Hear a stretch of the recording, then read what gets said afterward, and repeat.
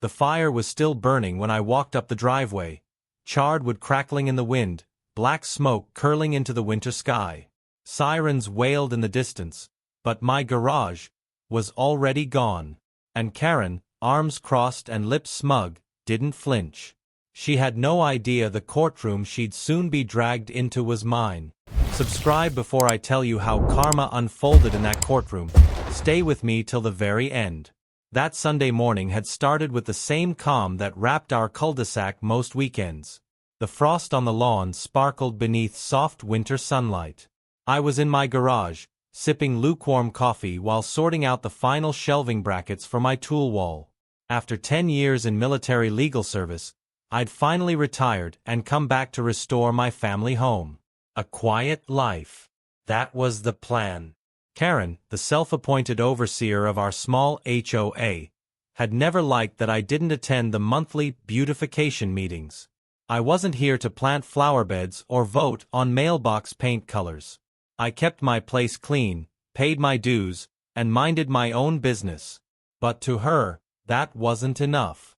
She'd sent me 3 HOA courtesy notices in the past month for things like garage clutter visible through open door, and non-compliant curb gravel tone. Petty, but ignorable. That week, I'd finally installed the last of my heavy-duty tool lockers. I had the garage door open, music playing low, and was tightening the bolts when I noticed Karen outside. Standing still. Watching. Her little white dog yapped beside her ankle like a nervous alarm clock. She scribbled something in her clipboard. Yes, she carried a clipboard, and walked off without a word. A flicker of irritation crawled up my neck. Something about her gaze was colder than usual. The first Rayall warning came later that day. A neighbor, Ms. Dilly, quietly knocked on my door and told me Karen had been complaining about me running an unauthorized workshop. I laughed it off at the time. I was building shelving, not launching a business.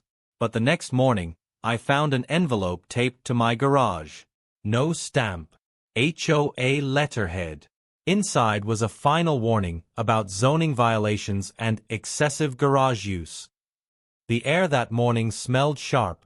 Smoke, but not strong. I walked to the end of my driveway and saw nothing unusual. A neighbor was jogging. Kids played with chalk. The sun was out. By mid-afternoon, I was back in the garage. That's when I heard the crack. It wasn't loud at first. A pop. Then another.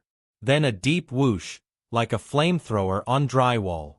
I turned around and saw the far right corner of the garage, near the electrical panel, spitting orange. My tool bags were already ablaze. For a second, I froze. Then instinct kicked in.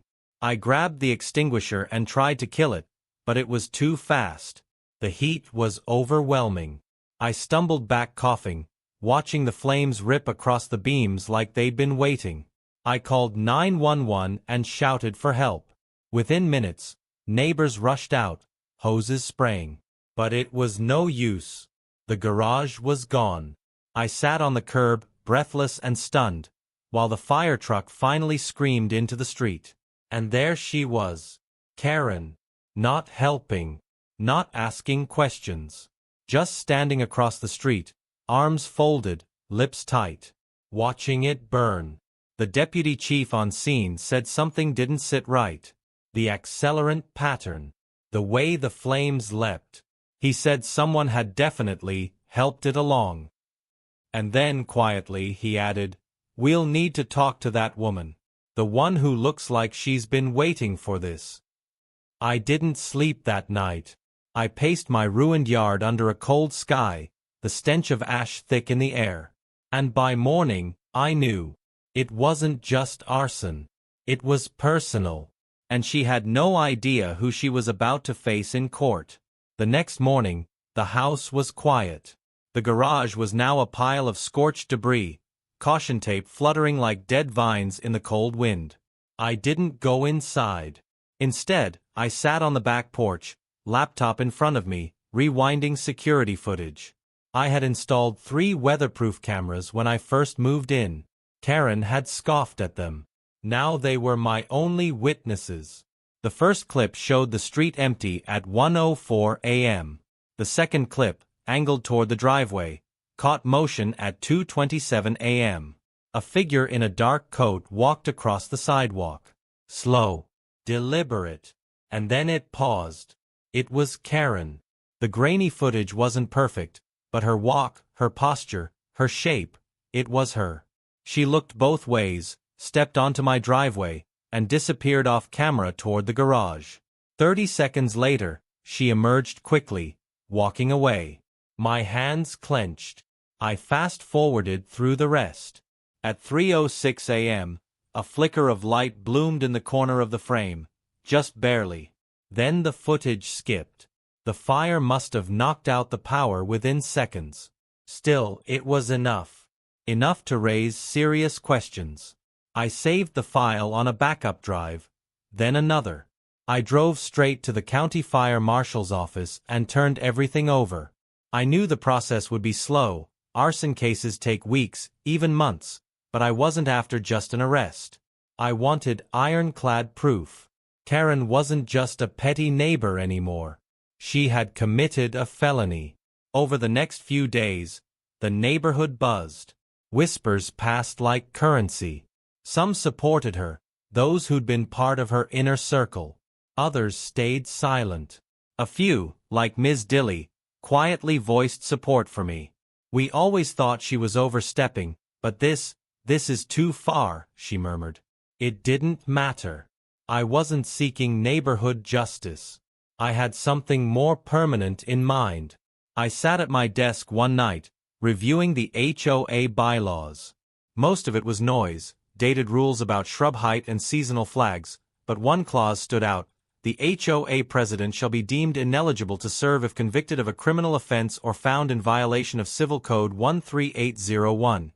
Gross misconduct with malicious intent. My fingers paused over the keyboard. Bingo! I drafted a letter.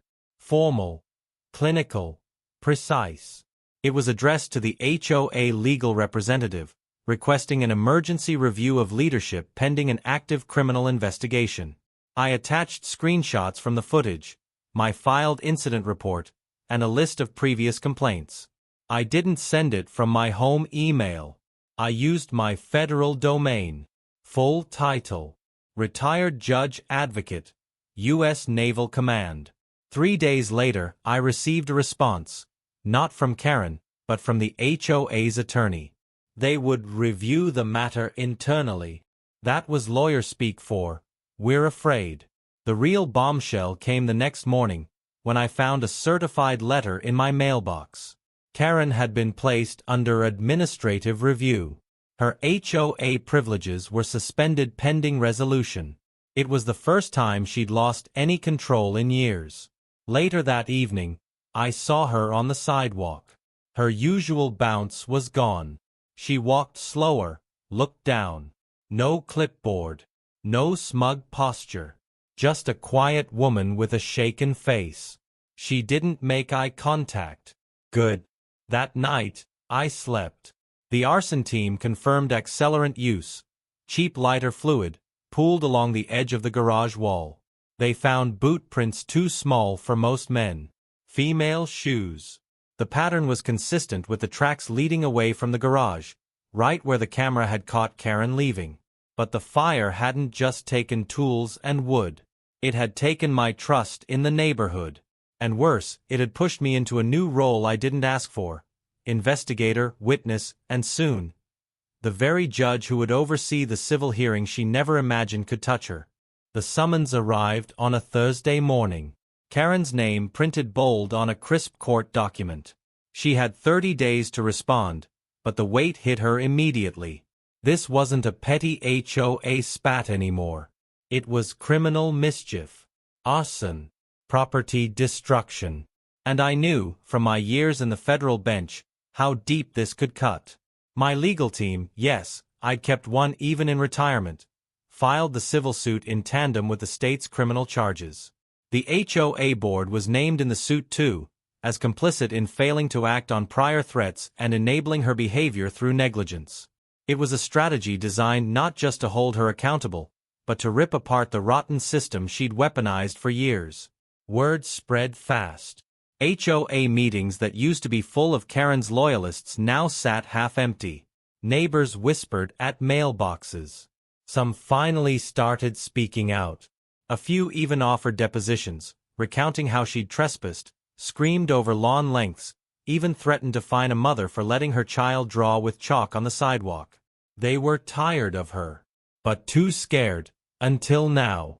Karen filed for an emergency injunction, hoping to pause the civil case. Her lawyer argued it was retaliatory. The judge disagreed strongly. The footage, the fire report, the multiple complaints, it was enough to show pattern, not revenge. The case moved forward. When the hearing date was set, I had one quiet moment of reflection. Should I recuse myself entirely, as judge and plaintiff? The answer was clear. I wouldn't preside over the final ruling. That duty would fall to a federal colleague. But I would open the session. Because Karen had earned the shame of being called to court by the very man she once mocked for violating HOA leaf-raking hours. The courtroom buzzed when she entered. Her lawyer tried to shield her with legalese and posture, but Karen looked pale, like a ghost of her former self. No clipboard. No smug grin. Just a tremor in her hand and darting eyes. I stepped into the bench wearing the robe she never knew I once wore. Case number 22, FC 417, I said. Defendant Karen L. Murtry present? Her head barely moved. Present, her lawyer answered. I stared directly at her. You may be seated.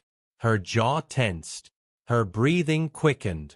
It was the moment she realized who I truly was. Not just a neighbor.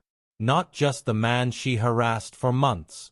But a retired federal judge with jurisdictional pull, an airtight case, and the moral high ground she never thought she'd face.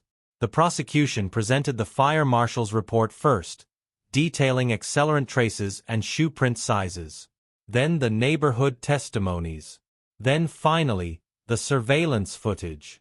The entire room watched as Karen's silhouette walked into frame, lingered at the garage, then fled 30 seconds later. You could hear a pin drop.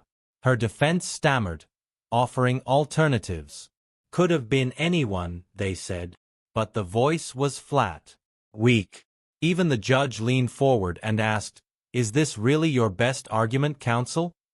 The defense said nothing more. We adjourned for the day. As Karen walked past my table, she paused for a split second. Her eyes met mine. Hollow. Defeated. I didn't smile. I didn't nod. I simply looked at her with the silence of a man who never raised his voice, but still destroyed her entire empire. The verdict was swift. Karen Murtry was found liable on all civil counts: willful destruction of property, harassment, and malicious intent. The damages awarded were triple what I expected, because the judge factored in punitive consequences. And her HOA? Dissolved within weeks.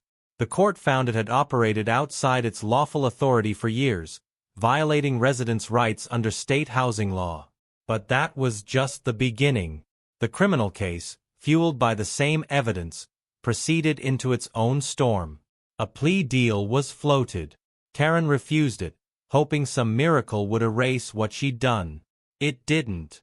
The prosecutors moved forward, and her own lawyer began to distance himself, citing irreconcilable differences in strategy. As the final hearing neared, Karen's house went on the market. Rumors swirled she'd be fleeing the county. But the DA issued a warning. Flight would result in a bench warrant and federal involvement. She stayed. Barely. She showed up to court in worn flats and a coat that looked 2 sizes too large. The woman who once terrorized families with clipboard citations now sat alone in the defendant's box, visibly trembling. The state judge handed down the sentence. 2 years of supervised probation, 180 days of house arrest, full restitution, and a permanent restraining order. No HOA leadership eligibility for life. And public service in fire prevention campaigns. A brutal irony. The gasp in the courtroom wasn't of pity, it was of closure. The tyrant had fallen. As she was escorted out, a news crew waiting outside asked if she had anything to say. Karen didn't answer. But later that night, a post appeared on what was once the HOA's website. The association has been formally dissolved by court order. All previous rules, penalties, and mandates are void. Residents are free. I didn't write it. A neighbor did. But I smiled. Weeks later, the garage rebuild was finished. Better. Stronger. Fire-resistant materials. A reinforced smart surveillance system. The crew left a little placard bolted into the brick. Out of ashes, honor rises. I didn't ask for it, but I kept it. And every time I parked my car inside, I felt it. Not revenge. Not even justice. Just restoration. The neighborhood changed too. Without Karen, a kind of cautious peace returned. People talked again. Kids played chalk games on sidewalks. Lawns weren't measured with rulers anymore. A few new residents moved in, confused by the stories they'd heard. Was it really that bad? They'd ask. We'd just nod. Some stories don't need embellishment. Eventually, I returned to the bench for a guest lecture, this time at a law school. I opened the lecture with a line. Sometimes, justice isn't delivered from the gavel. Sometimes, it rises from the ashes of a burned-down garage. A few students chuckled, but one raised his hand and said, "That story's real, isn't it?" I looked him in the eye. Every word. Karen moved away 6 months later. Out of the state. Maybe trying to escape the whispers. But her legacy, the misuse of power, the false citations, the fire, remains in the court records. And in the neighborhood she ruled, then wrecked. And in the lives of people like me, who chose not to strike back with violence, but with the law. Because in the end, the fire didn't destroy me. It revealed her.